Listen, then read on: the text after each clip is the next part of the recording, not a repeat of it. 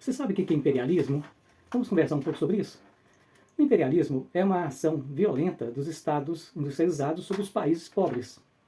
As regiões da África e da Ásia e da América também foram subjugadas por interesses dos países ricos industrializados. Isso aconteceu na segunda metade do século XIX e na primeira metade do século XX.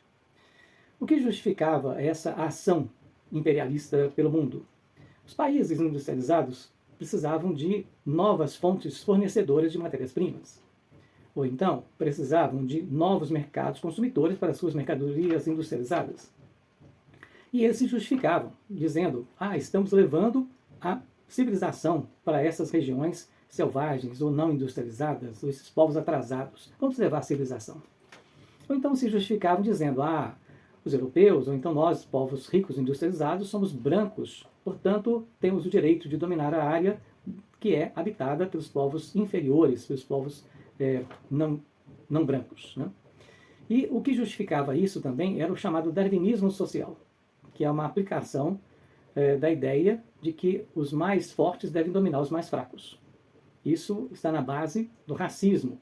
O racismo científico no século XIX justificava essas atitudes. Então, com isso, os europeus buscavam se posicionar como superiores, como melhores. E, portanto, os povos indígenas, ou africanos, ou asiáticos, tinham que se submeter às suas vontades, aos seus interesses capitalistas. O que vai também marcar este período é que até mesmo a religião foi usada como um meio de chegar até esses povos, a essas etnias que estavam sendo subjugadas. Então a gente observa que todos os argumentos foram usados no sentido de justificar essa dominação violenta sobre as culturas, sobre os povos, né, de outros continentes. O lucro obtido com essa dominação vai resultar em conflito entre as nações imperialistas, o que vai inclusive resultar na Primeira Guerra Mundial. É que antes da guerra acontecer, algumas tratativas, como por exemplo da Conferência de Berlim, tentavam apaziguar os ânimos, mas não foram ações ou determinações suficientes para evitar a Primeira Guerra Mundial. O que a gente percebe também é que os países que participaram desta corrida imperialista foram os países europeus, os Estados Unidos e o Japão. Essas nações elas se industrializaram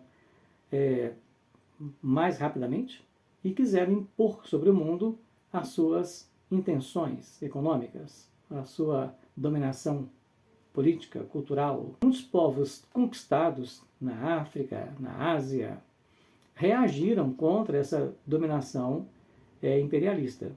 Por exemplo, na África do Sul existiu a Guerra dos Boers, uma tentativa de evitar a dominação inglesa lá. Ou então, na Índia, houve a revolta dos cipaios, também uma tentativa de frear os britânicos na Índia.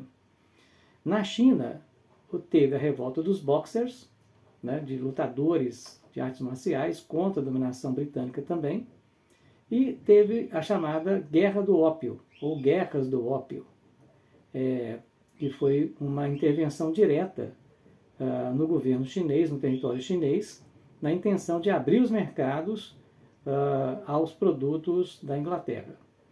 Então a gente observa que a situação era de violência.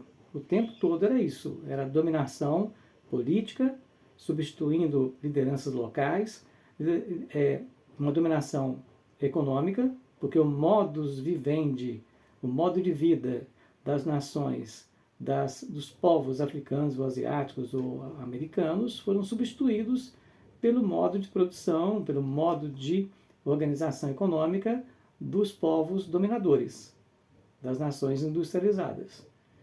E uma coisa que também marca este período é que tudo era feito em favor do lucro. Então a vida das pessoas, a organização cultural, ou então os direitos das pessoas, os direitos de autodeterminação dos povos, tudo isso era negado. Não tinha essa história de direitos humanos, ou então o respeito à soberania, ou então o respeito a divisão territorial, cultural desses povos dominados. Tudo era, digamos, modificado para que os europeus, ou então para que os países imperialistas lucrassem com a mão de obra barata, com a matéria-prima mais barata e com os mercados consumidores que se abriam para os seus produtos. Quando acabou? Acabou após a Segunda Guerra Mundial, quando os povos subjugados tomaram consciência da sua situação e aproveitaram-se do enfraquecimento econômico, político, militar das nações industrializadas. A Segunda Guerra Mundial destruiu muito a capacidade econômica dessas nações imperialistas e isso facilitou o processo de independência de países na África e na Ásia. Só que esse imperialismo ele não acabou de todo.